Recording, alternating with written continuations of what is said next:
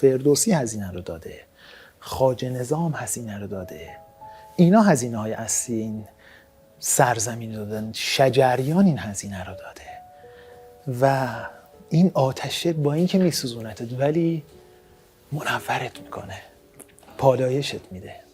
ایران برای ماها منتهای شادیه، برای ما دماوند بیستونه، کابل دوشنبه است، سمرقند آتش نوروز کرداست، دعای داریوش کتیبه کوروشه، فردوسیه، حافظ سعدی، خواجه نظام الملک، محمد علی فروغیه. ایران برای ما حنجره قمرملوک وزیریه، پریسا. ایران برای ما صدای اون دختریه که تو باکون، دختر آذری که داره مقام میخونه. اینا منتهای شادی و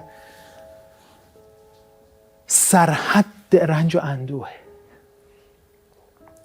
ایران برای ما سرحد رنج و اندوهه، از اون زخم هجوم تازی و تتار گرفته تا خاموشی آتش نوروز در مزار شریف، تا تلخی شکست احمد مسعود از طالبان،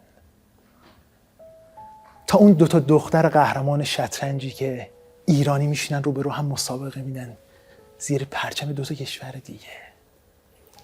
ایران برای ما زخم تشنگی ارومیه است. ایران برای ما سرحد شادی ها و منتهای درد ها و رنج هاست و همینه که پایدار مونده. میگه گمان مبر که به پایان رسید کار مغان، هزار باده ناخورده در رگ تاک است و برقرار میمونه.